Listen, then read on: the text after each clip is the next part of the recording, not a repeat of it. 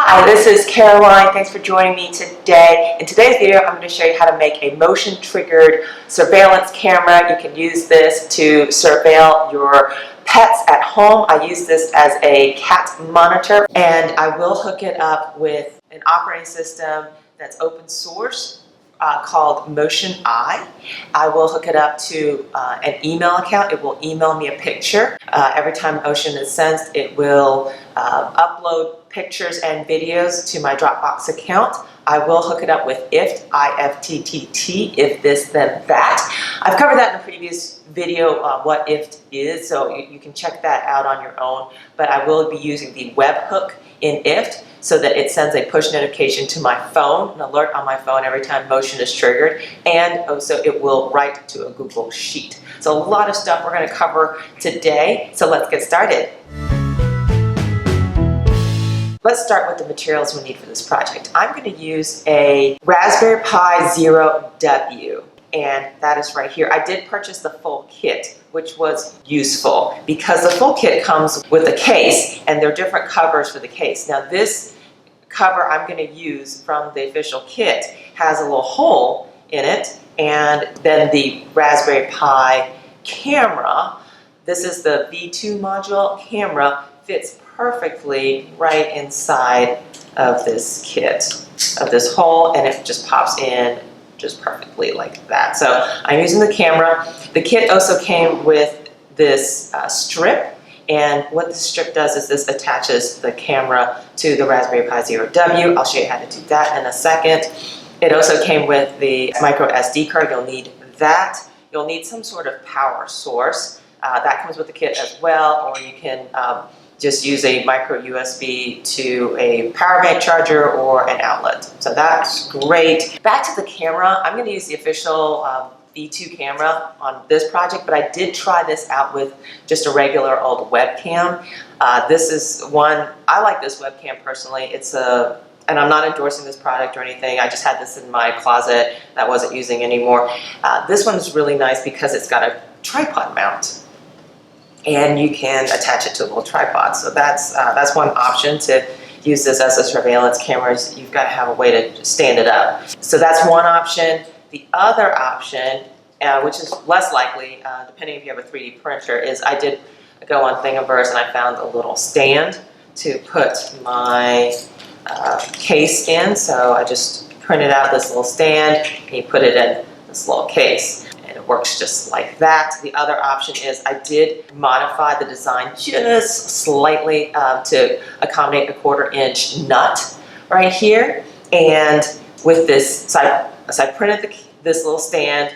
I went to the hardware store and bought this 1/4 inch nut that fits into a tripod mount, and then I put the nut inside the hole I made for it. And then, if you're looking at my camera here, then it works perfectly with a little tripod as well. So that's another option. So there are a lot of different options for how you're going to stand this case up. I've seen a ton of different variations on the internet, people building boxes out of wood and doing that. That was way too complicated for me. I do have a 3D printer. I do make videos about 3D printing, so check that out if you have a chance. But yeah, this took less than an hour to print on my 3D printer. You'll also, let's keep on going here. You'll also need your computer. So I'm going to use just a regular old laptop, and it needs, you have to have a way of burning an image onto your SD card through the computer.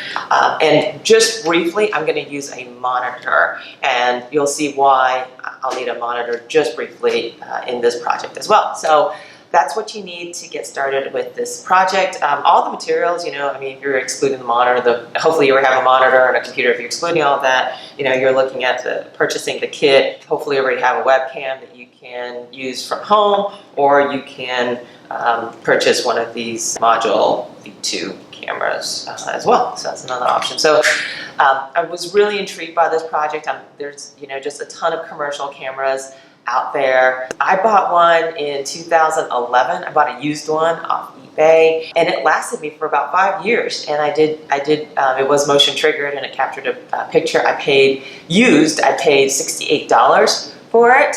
It was a Foscam, and it was it was probably harder to set up than what I'm going to do today in today's modern technology in 2018.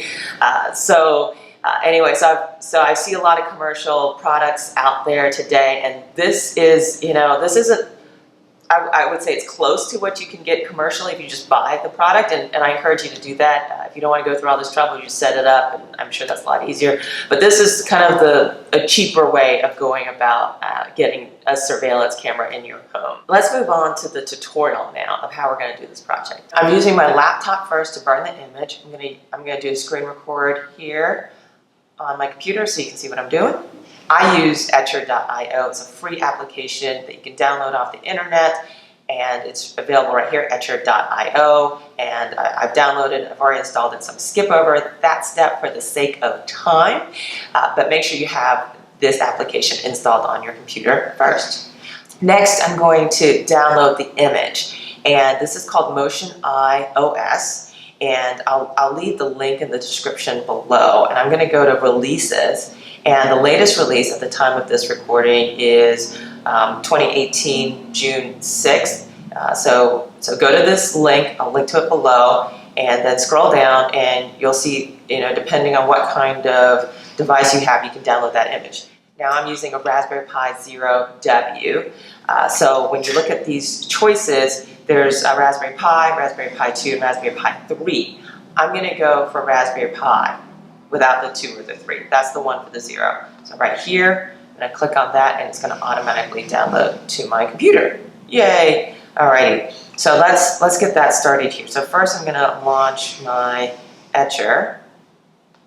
And first thing I'm going to do is select my image. And I'm going to go to Downloads. And it's the last thing I downloaded. Open.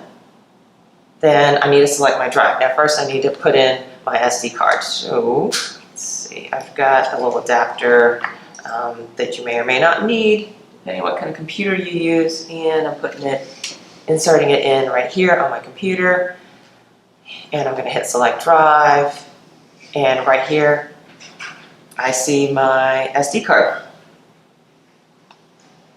and I'm going to continue, and then I'll hit flash, and it will flash. And it is done, so I'm gonna close Etcher. The thing about Etcher, it automatically ejects my micro SD card. So I'm gonna take it out, my micro SD card, and just put it right back in. And you will see it pop back up onto my desktop here. Now I'm going to follow the instructions for manually setting up Wi-Fi using wpa-supplicant.conf. I'll link to this website below. All you have to do is follow the instructions on this website. Now, the screenshot here is for a PC. I don't have a PC, I have a Mac, so I'm going to vary the instructions just so slightly for the Mac, but it's still the same code. We need to insert the following content into a text file. I am going to use Atom. Atom is a free download from the internet for your Mac or your PC. And I'm going to hit File, New File, and then I'm going to copy the code into my Atom file. Now, here's the key. And this is going to be pretty obvious to most of you, is you need to replace the SSID and the password with your actual SSID and password here. And I'm going to hit Save, and I'm going to save it to the no name, which is my micro SD card, and the name of the file needs to be wpa_supplicant.conf. Copy paste that right there instead of untitled, and I'm going to hit save. So I made sure I'm in the right place, which is my no name, which is my micro SD card, and I'm going to hit save. Now it may not appear exactly like that for you. I hope it does. Understand you're saving this wpa_supplicant file directly into the root directory of your micro SD card, which is where your Motion I operating system is. And then I'm going to exit Atom right here. Okay, so, and I need to eject my no name as well. Okay, so now eject that. I've got my micro SD card ready to go, so I'm going to put that into my Raspberry Pi Zero. Assemble your web camera. What you need is your Raspberry Pi Zero W, of course. You need your camera, and you need to attach it using this little strip that it came with here. So let's start with the Raspberry Pi Zero. So first thing, you need to open hopefully you can see this. You've got to open this black brace that kind of holds it in, and you're going to take this. Now, see, you've got the black is on one side, and then you've got the contacts on the other side. It's got to touch the green part of the board. So I'm going to put contacts facing up, and I'm going to slide it in right here.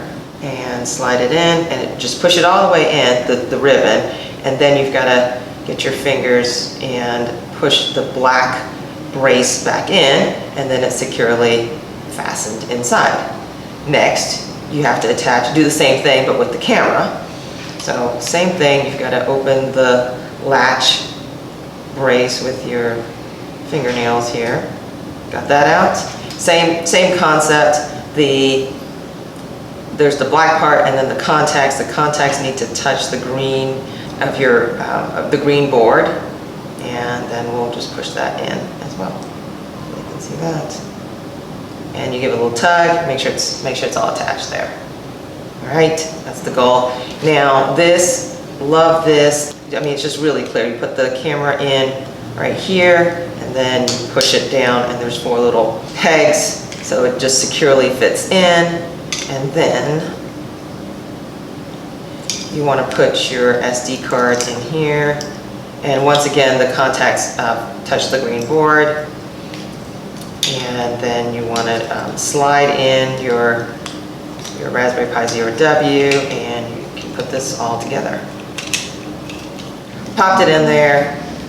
We're good to go here. You will need this. This came in the kit as well, the full Raspberry Pi Zero W kit, and it is an HDMI to micro HDMI adapter. You will need a power source. So here's my power cable. You need to plug that into the power source here. Got that. Okay, and then I'm going to get out my monitor now, and we're going to plug in the monitor to the Raspberry Pi Zero. I'm plugging in the monitor now, and then plug in the power.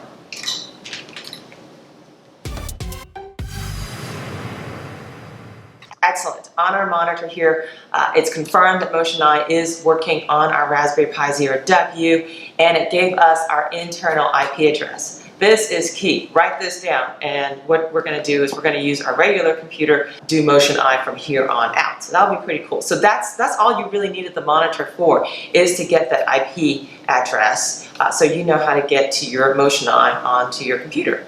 So right now, so at this point, you can just unplug your monitor. Now you kind of get the idea. I've got the camera set up, and I've got this little holder that I showed you at the beginning, and we're going to now configure our MotionEye. And we're back, and now we are done with the monitor. We've got our image burned. We have our Raspberry Pi Zero W right here on our website now. And now I'm going to hit screen record again, and now we're going to start the configuration of our MotionEye. The key is here that monitor gave us the internal IP address. So now I'm going to type that in. Okay, so now you can see me. I am upside down on my MotionEye here, but hey, it worked. So this is a good time for you to set an IP address or do a reserved IP address. Now let's get started on configuring our MotionEye. So first thing you want to do is your face button here. It's going to ask you for a login. The default for every MotionEye when you first set it up is admin as the username and no password. Now you're going to probably want to change that. So I clicked on my picture right here, and then it took me, and then there's the settings, and it opens up settings. All right, so first thing you want to do is you probably want to rename your camera to something else. Call it Cat Cam. Cat Cam. All right, and it's going to be my #1 camera. You also want to, if you want to change it to put in a password, you can put in a password right here. So remember your password, and then you want to hit apply and save all of your changes here. Okay, do you want to save your password? Yes, you can save your password if you like, and that makes it a little easier for you to log in from your computer you'd like. So this is on your internal system, and now you're streaming on your internal system. And I'm going to hit the menu button here, general settings. I'm going to hit advanced settings and turn that on.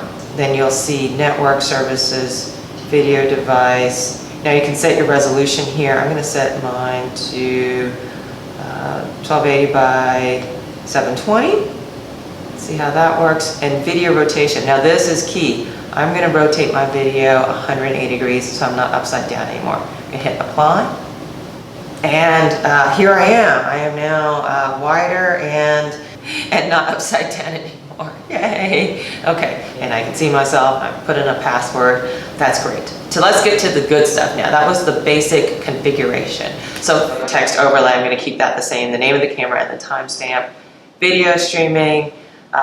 So this is a streaming URL. So if you want to give that URL to somebody else in your home who can watch the camera from another room, this is still within your own home. All right. So still images, capture mode is manual, preserve pictures forever. I'm going to go ahead and change that for 1 week. Okay. And same thing, preserve 1 week. All right.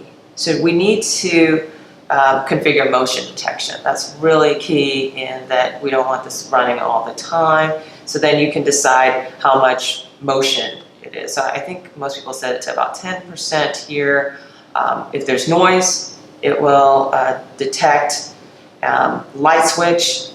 If you want to add a light switch, if you turn on and off the lights, it can do that. Motion gap, I'm going to put 5 seconds, I think.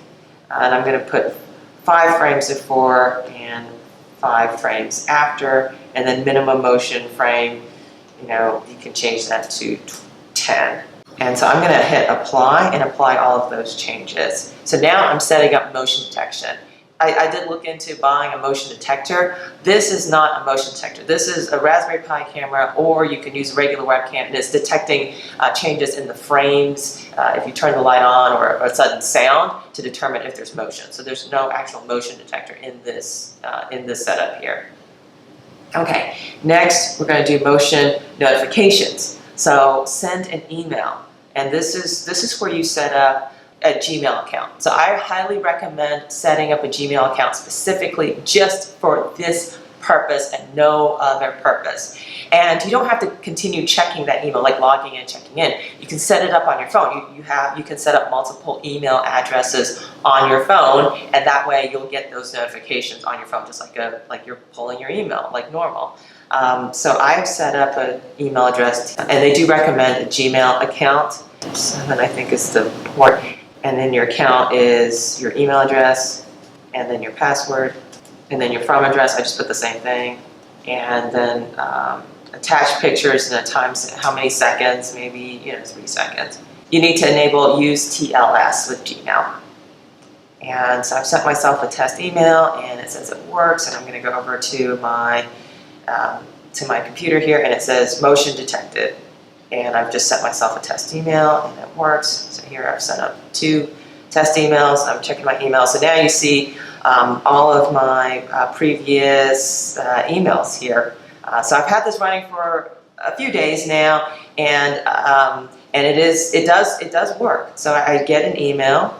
Let's see. Hopefully, every time it detects motion. Here's a picture. All right. So here is it working in action. My cat started eating her food, and then sure enough, there is a picture of her eating her food right here, and it sent me an email. So that is the point of this. Now I'm going to go in here, I'm going to hit apply, and we're going to see if this works right now. Just I'm going to make some motion and then see if it sends me an email. Okay, so here we go. Hi. And here we go. Motion is detected, but there's no picture. So I've only set it up to send an email to let me know there's a notification. So now I need to set it up where it actually sends me the images. So we'll go to still images and capture mode, motion triggered, and I'm going to hit apply.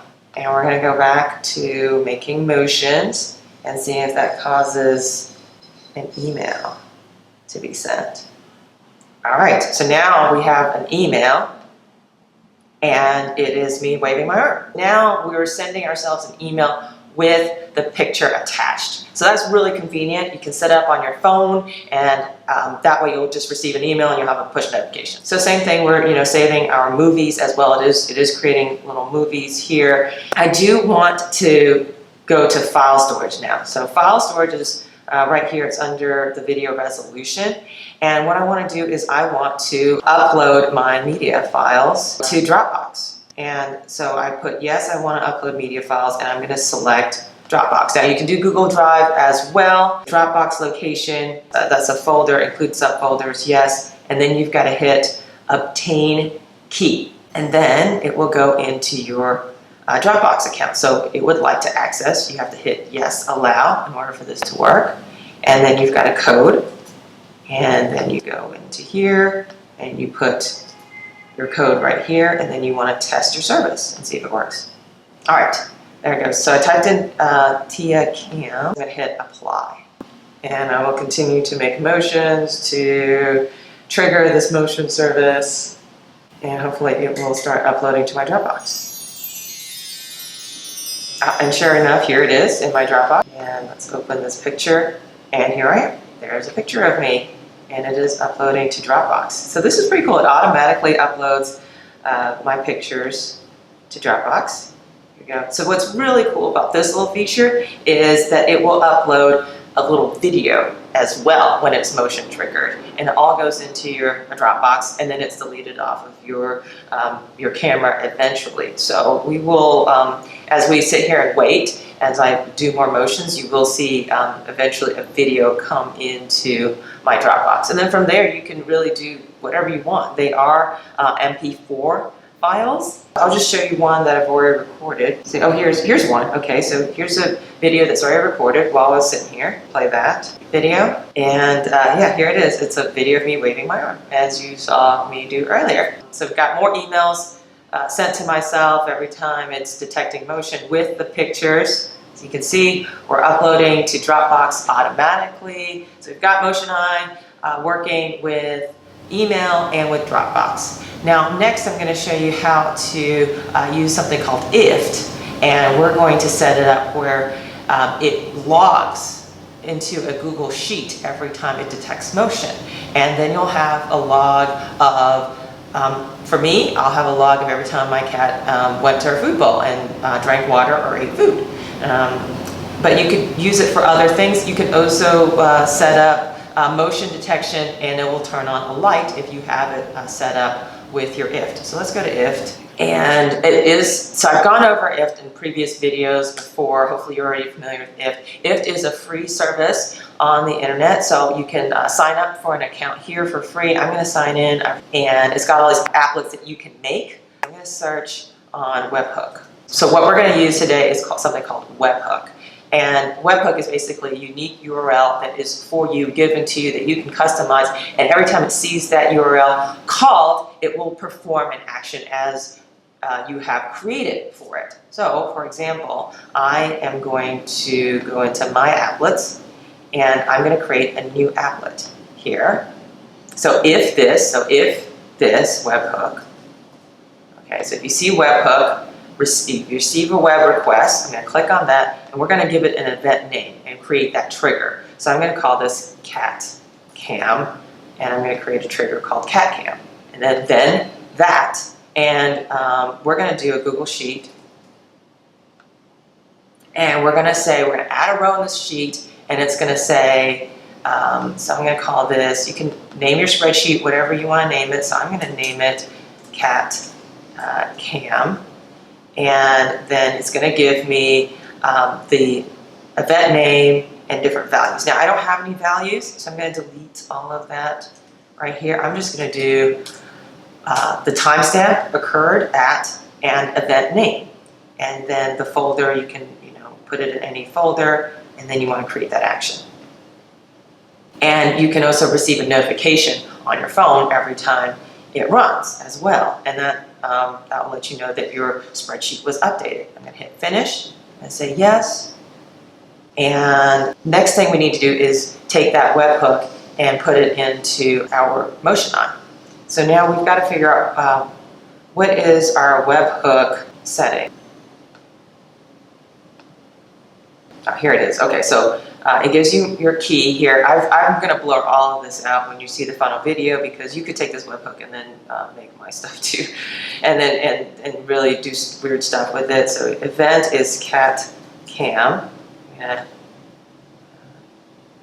it's a unique URL that you can use with APIs. You can do a post API. So I'm going to go back into my camera here, and I'm going to do motion notifications right here. I'm going to hit call a webhook. So every time it sees motion, it's going to call this webhook called cat cam.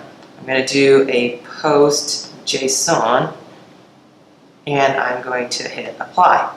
This is one I've already set up here. I'm going to show you all of the entries I've had into my cat cam here, and it just gives you the date and the time and the event that it was called. So that's the general idea. You make a motion, it triggers a motion, then it adds another line, another little thing you can do with webhooks. And I'm going to go to IFT, my applets again. I'm going to create a new applet here. If this, so I'm going to say webhook again.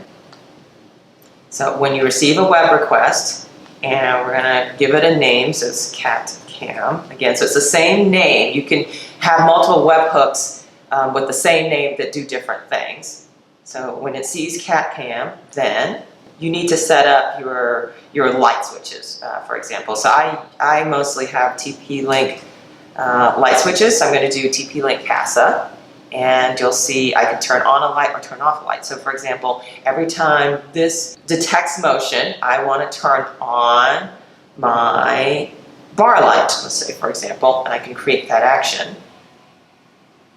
And then you can receive a notification on your phone every time. I'm going to turn that off for now because I set it up with my Google Sheet already. I'm going to hit finish. And now every time it detects motion, it's going to turn on my bar lamp. That is an interesting way of taking a Pi Zero with a camera and turning it into a motion detected light. To do this, I have a ton of videos that I've previously done on how to set up a TP-Link switch, a CASA switch. I'm going to turn this off for now because I don't need this. So I'm going to go back to my applets, and essentially all it's doing is looking at your motion notification. It's looking at your IFT trigger. It's triggering every time it sees a motion, and then it does what you told it to do. So let's go to my applets, and we're going to filter the web hook applets here. So if it sees cat cam, if it sees that URL being called right here, this is cat cam, which is my motion eye, then it's going to add a row to my Google Drive. It's going to turn on the bar. You can make it do all sorts of crazy things that you've set up in IFT. So that IFT is a whole nother tutorial right there. Anyway, I think this was a lot. I hope you really enjoyed this video. There's a lot of content here in terms of setting up a motion detected camera. You can do this with the Raspberry Pi camera. You can do this with your old webcam as well. The possibilities are endless if you know how to do webhooks with IFTTT. Hopefully this was good enough tutorial where you can kind of play with this and kind of see where it goes, and then really set up your home surveillance or pet monitor exactly the way you want it. So I hope you enjoyed watching this video. Please subscribe, and I'll see you next time. Bye now.